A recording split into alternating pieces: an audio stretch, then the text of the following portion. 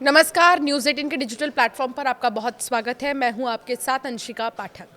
देश भर में 1 नवंबर 2025 से कई अहम नियम बदलने जा रहे हैं, जिनका सीधा असर आपकी जेब पर और रोजमर्रा की जिंदगी पर पड़ेगा। इन बदलावों में आधार कार्ड से लेकर banking, gas cylinder, mutual fund तक सभी महत्वपूर्ण क्षेत्र शामिल हैं। यहां तक कि जीएसटी का असर कितनी तेजी से नजर आएगा, इससे आपके जेब पर कितना असर पड़ेगा, ये भी आपको विस्तार से इस वीडियो में बताएंगे। सरकार की नई घोषणाओं के मुताबिक बैंक खाता धारकों के लिए नए नियम लागू होंगे, गैस सब्सिडी और सिलेंडर से जुड़े बदलाव आएंगे और म्यूचुअल फंड निवेशकों के लिए भी कई नई शर्तें होंगी। आइए जानते हैं 1 नवंबर से कौन से 5 बड़े बदलाव हैं जो हर नागरिक के जेब पर सीधा असर डालेंगे। 4 लोगों तक आप नॉमिनी बना सकेंगे। जी हाँ, 1 नवंबर से ग्राहक अपने बैंक अकाउंट, लॉकर और सेफ कस्टडी के लिए अब 4 लोगों तक को नॉमिनी बना सकेंगे। ये बदलाव बैंकिंग लॉ एक्ट 2025 के तहत लागू होगा। अगर आप एसबीआई क्रेडिट कार्ड का इस्तेमाल करते हैं तो ये बदलाव सीधे आप पर असर डालेगा।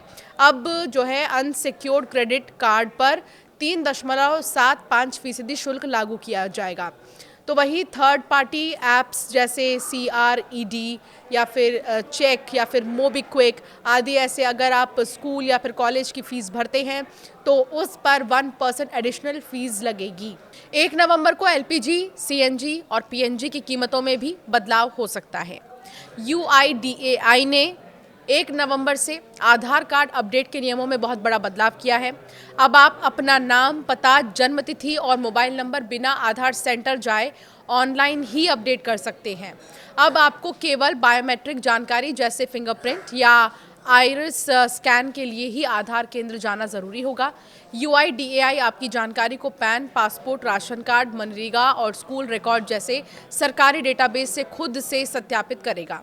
निवेशकों के लिए भी 1 नवंबर से नए नियम लागू होंगे। सेबी ने म्यूचुअल फंड्स में पारदर्शिता बढ़ाने के लिए सख्त दिशा निर्देश जारी किए हैं। अगर अब आप किसी AMC के अधिकारी, कर्मचारी या उनके रिश्तेदार 15 लाख से ज़्यादा का लेन देन करते हैं तो कंपनी को ये जानकारी अपने अनुपालन अधिकारी को देनी होगी। रिपोर्ट के मुताबिक लॉकर या फिर सेफ डिपॉजिट में रखे गए सामान के लिए सिर्फ क्रमिक नॉमिनेशन की अनुमति होगी। अकाउंट होल्डर इन मामलों में 4 नॉमिनी चुनने की पूरी आज़ादी रख सकते हैं और उनका हिस्सा तय कर सकेगा, जो कुल मिलाकर 100% होगा। नए सुधारों को लागू करने के लिए वित्त मंत्रालय द्वारा जल्द ही बैंकिंग कंपनी नामांकन नियम 2025 को अधिसूचित करेगा। अब भारत में 2 ही मुख्य GST स्लैब रह जाएंगे, 5% और 18%। पैक्ड फूड, इलेक्ट्रॉनिक्स जैसी ज़रूरी चीज़ों पर टैक्स रेट कम होगा। पहले 12% और 28% के स्लैब अलग अलग चीज़ों पर लागू थे, अब इनको खत्म कर दिया गया है।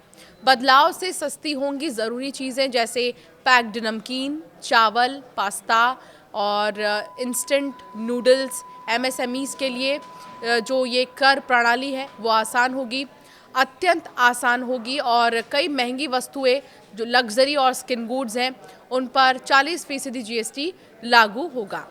1 नवंबर से दिल्ली में केवल BS6, CNG, LNG या इलेक्ट्रॉनिक गुड्स वाहन ही एंट्री कर पाएंगे। पुरानी प्रदूषण फैलाने वाली डीजल या पेट्रोल गाड़ियों पर रोक लगा दी गई है। स्वच्छ हवा और पर्यावरण सुरक्षा इससे बढ़ेगी। अब MSME के लिए GST रजिस्ट्रेशन और रिफंड प्रक्रिया काफ़ी तेज़ और सरल कर दी गई है। MSME सेक्टर को बड़ी राहत मिलेगी। टैक्स फ्लाइंग, रिटर्न जमा और रिफंड प्रोसेस में पारदर्शिता होगी। ज़रूरी सामान पर GST कम होने से कीमतें घटेंगी, बचत होगी। अगर आपके पास बैंक लॉकर या जमा खाता है तो उत्तराधिकारियों का चयन आसान होगा। होटल, रेस्टोरेंट में खाना महंगा हो सकता है क्योंकि कमर्शियल LPG महंगा हुआ है। दिल्ली में ट्रांसपोर्ट सप्लाई चेन बदल सकती है।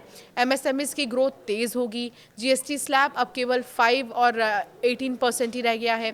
बहुत महंगे सामान पर 40% GST होगा। बैंक खाते में अब जो है 4 लोगों के नामांकन की सुविधा होगी।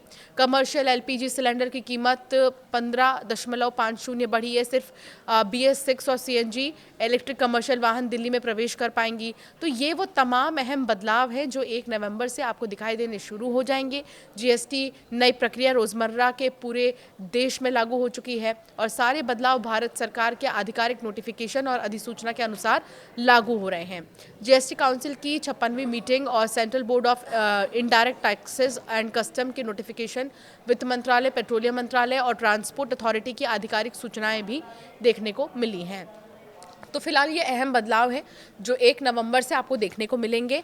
बैंक से लेकर जीएसटी से लेकर कौन सी गाड़ियां दिल्ली में एंट्री कर सकती हैं, ये सब कुछ हमने आपको विस्तार से इस वीडियो में बताया। तो 1 नवंबर से अगर आप ट्रैवल कर रहे हैं या फिर आप बैंक का कोई काम निपटाना चाहते हैं या फिर आप आधार में कोई चीज़ अपडेट करना चाहते हैं तो इन बातों का ध्यान आप ज़रूर रखें।